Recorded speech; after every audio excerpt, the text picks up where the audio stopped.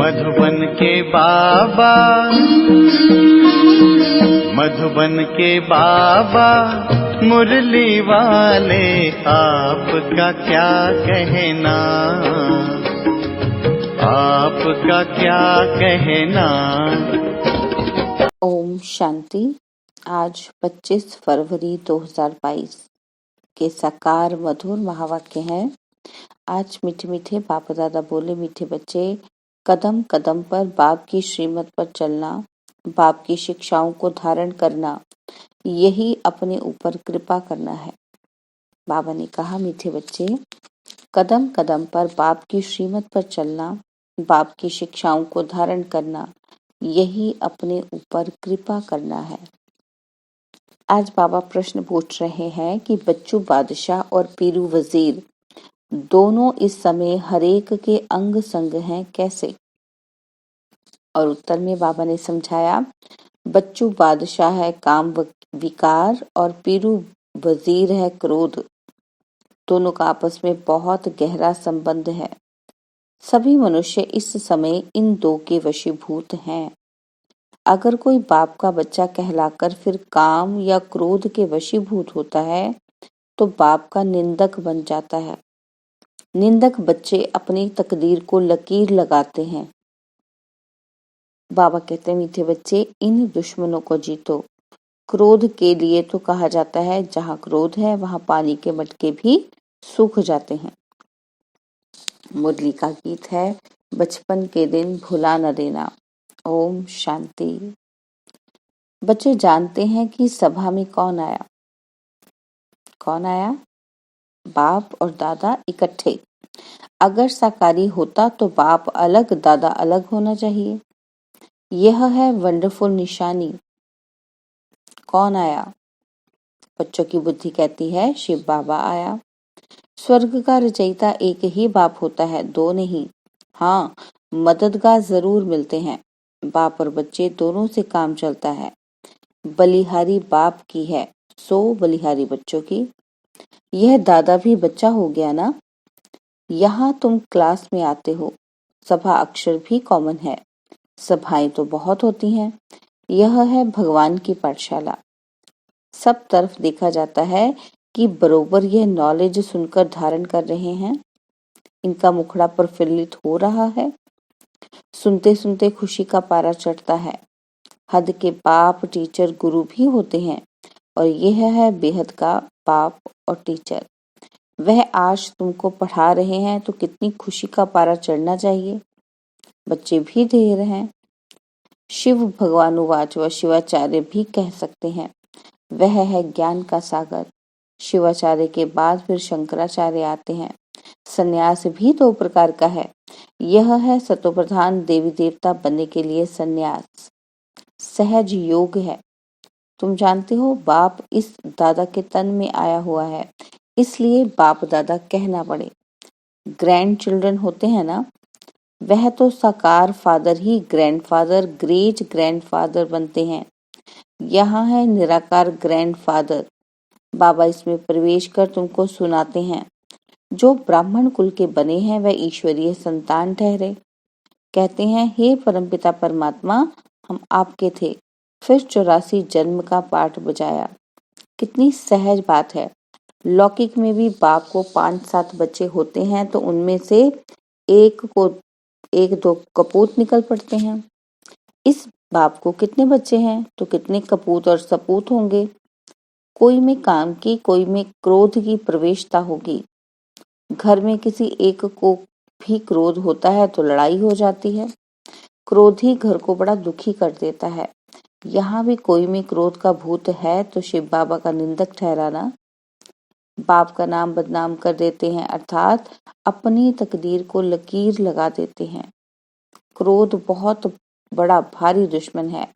जहाँ क्रोध कलह कलेश होती है उनको नर्क कहा जाता है। कहते हैं, क्रोध घर के मटके का पानी भी सुखा देता है। तो बाप समझाते हैं, जिनमें क्रोध है उनको श्रीमत मिलती है कि क्रोध से किसी को दुखी मत करो, नहीं तो तकदीर में लकीर लग जाएगी, पद भ्रष्ट हो जाएगा। ईश्वरीय संतान के बदले आसुरी संतान बन जाएंगे। यहाँ तो लिखा ही जाता है, DT sovereignty is your god fatherly birth right. तुम्हारा हक है सत्य का पूरा वर्षा लेने का। पूरा वर्षा से लक्ष्मी नारायण बनना है। अगर कोई स्वर्ग में प्रजा में भी आए तो भी अहो सौभाग्य। आएगा तो सही ना। धीरे धीरे स्थापना होती जाती है। फिर उनसे प्रतिज्ञा कराई जाती है, कंगन बांधो, कोई छिपा तो रह नहीं सकेगा। अभी तुम ब्राह्मण हो, ईश्वरीय संतान। बाबा पूछते हैं, तुम्हारा कुल बड़ा या दैवी कुल बड़ा? ऊंचा कौन सा है? ब्राह्मणों का। बाबा कहते हैं, हम देवताओं को भी इतना ऊंच नहीं कह सकते। ब्राह्मण है ईश्वरीय कुल के। यह भारत को स्वर्ग बनाते हैं। ब्राह्मणों को चोटी कहेंगे। वास्तव में शिव का मंदिर बनाना ही चाहिए ऊंची पहाड़ी पर, परंतु आजकल कोई जा नहीं सकते तो शहर में बना देते हैं। ऊंचे से ऊंचा है शिव बाबा, तो उनका मंदिर भी ऊंची चोटी पर होना चाहिए। अब देखो दुनिया का क्या हाल हो गया है। सबकी बर्बादी हो गई है। बाप आकर सबको आबाद करते हैं। संगम युग पर तुम सब आबाद होते हो। पूरे 63 जन्म नरकवासी बने। एक्यूरेट हिसाब है। 21 जन्म तुमने स्वर्ग में राज्य किया और फिर 63 जन्म गिरते आए हो। कलाएं कमती होती जाती हैं। अभी कोई कला नहीं रही है, धूल में पड़े हैं। कहावत है ना, 100 करे श्रृंगार। यह भी अभी के लिए कहावत है। बाबा कहते हैं, मैं तुमको श्रृंगार करता हूँ कि ऐसा लक्ष्मी नारायण बनो। फिर विकार मिट्टी में गिरा देते हैं। क्रोध की धूल तंग करती रहती है। क्रोधी बहुत होते हैं। हिंसा भी क्रोध है ना। क्रोध के बिगड़ चढ़ाई कर ना सके। प्रॉपर्टी का हिस्सा ना मिला, गुस्सा लगा तो भाई को भी मार देते हैं। यह लड़ाई क्रोध से शुरू होती है। पाप समझाते हैं, लाडले बच्चे क्रोध नहीं करो, नहीं तो तकदीर को लकीर लग जाएगी, और जो साथी होंगे उनकी तकदीर को भी लकीर लग जाएगी।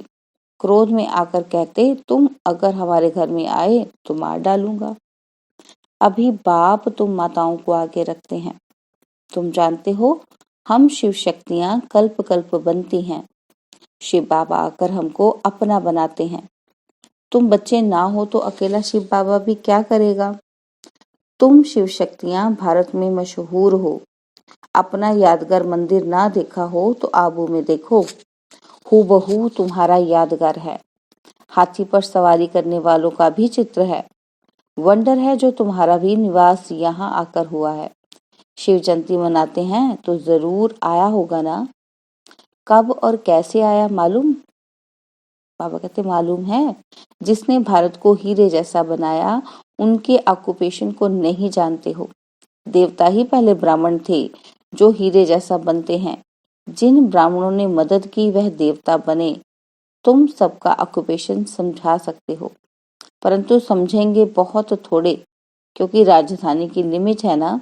इसलिए कोटों में कोई कहा जाता है, मम्मा बाबा कहकर भी फिर भूल जाते हैं। अहो माया, तुम कितनी दुष्टर हो। यह तो होता ही है। बड़े बड़े कमांडर्स भी मर पड़ते हैं, गोली लग जाती है। सिपाही तो ढेर मरते हैं। जब बड़े बड़े मरते हैं तो हाहाकार हो जाता है। शिव शक्ति सेना में फलाने को माया ने मार डाला। यह फिर भी होना ही है। प्यादा मर जाए उनका इतना ख्याल नहीं। महारथी के लिए सब कहेंगे, हाय माया ने इनको भी मार डाला। ऐसे नहीं कि स्वर्ग में नहीं आएगा, भल आएगा, परंतु पद भ्रष्ट हो पड़ेगा। इसलिए बाबा कहते हैं, उस लाइन में नहीं जाना। कल्प पहले जो गए हैं वह तो जाएंगे ही। समाचार लिखते हैं, फलाना 4 वर्ष से रेगुलर आता था, फिर माया ने पकड़ लिया है। जैसे मक्खी मरती है तो चींटियां उसे एकदम खाकर खलास कर देती हैं।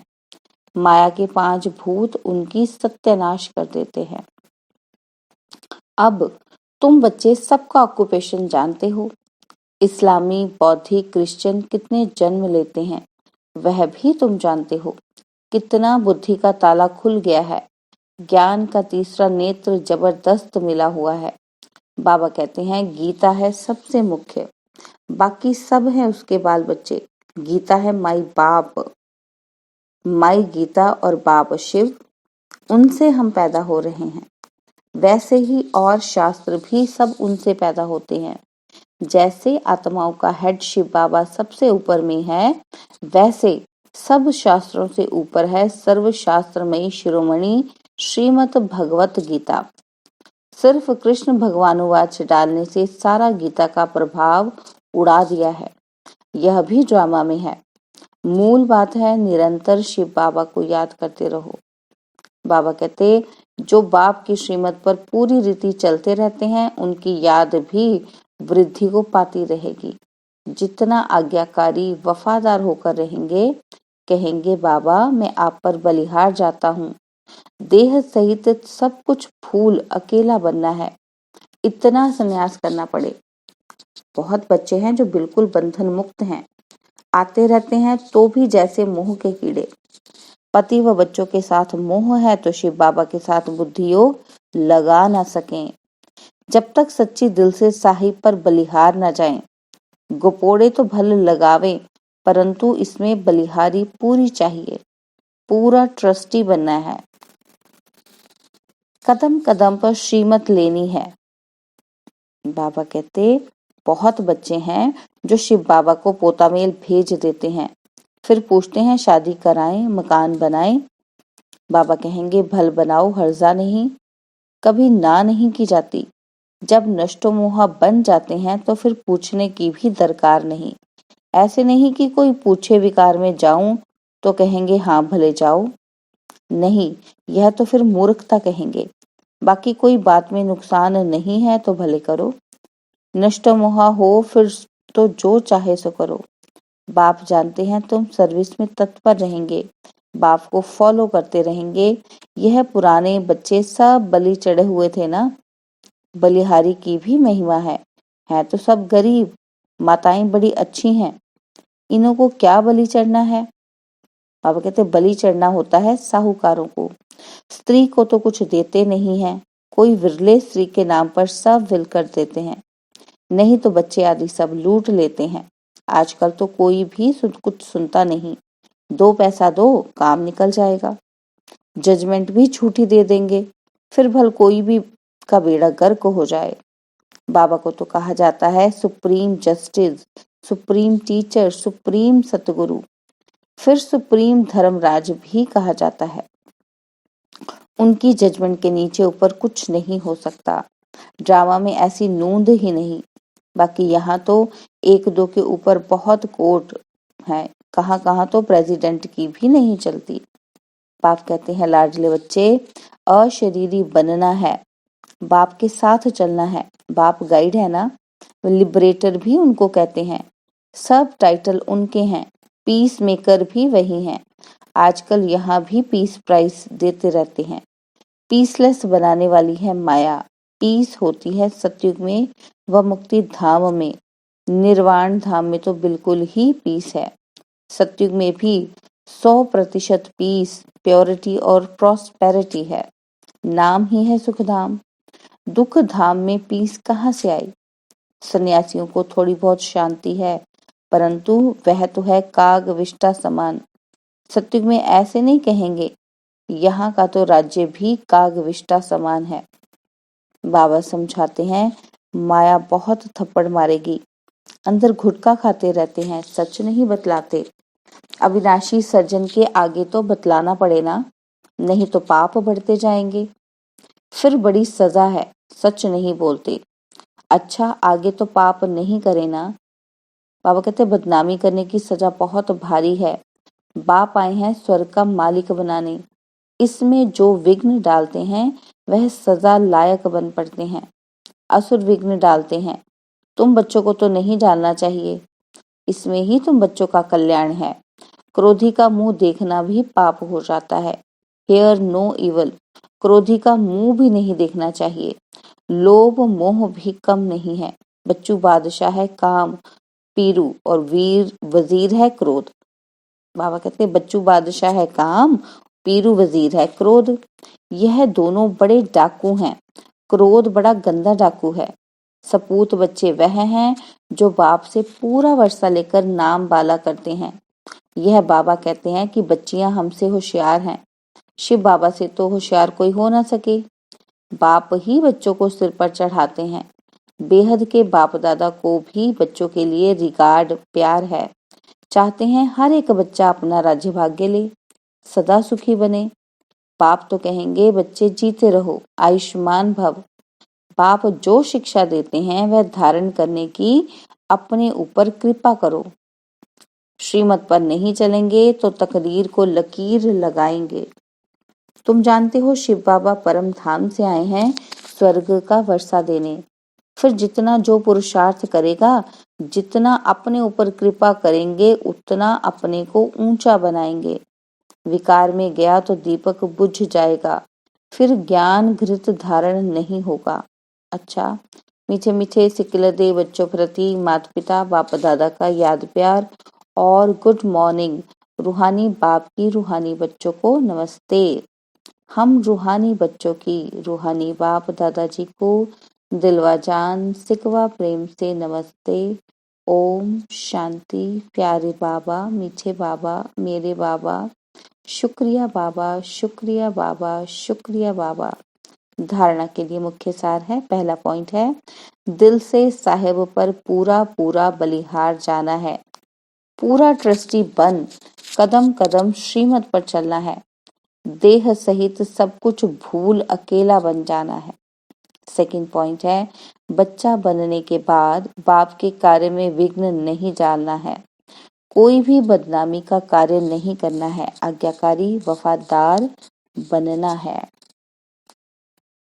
और बाबा ने आज वरदान दिया, समय और वायुमंडल को परख कर स्वयं को परिवर्तन करने वाले सर्व के स्नेही भव। समय और वायुमंडल को परख कर स्वयं को परिवर्तन करने वाले सर्व के स्नेही भव। बाबा कहते जिसमें परिवर्तन शक्ति है वो सबका प्यारा बनता है। वह विचारों में भी सहज होगा, उसमें मोल्ड होने की शक्ति होगी। वह कभी ऐसे नहीं कहेगा कि मेरा विचार, मेरा प्लान, मेरी सेवा इतनी अच्छी होते हुए भी मेरा क्यों नहीं माना गया। यह मेरापन आया माना अलाय मिक्स हुआ। इसलिए समय और वायुमंडल को परख कर स्वयं को परिवर्तन कर लो, तो सर्व के स्नेही नंबर 1 विजयी बन जाएंगे। और स्लोगन है, समस्याओं को मिटाने वाले बनो, समस्या स्वरूप नहीं। स्लोगन, समस्याओं को मिटाने वाले बनो, समस्या स्वरूप नहीं। ओम शांति। और अब यह एक बहुत अच्छी वीडियो भी जरूर देखें।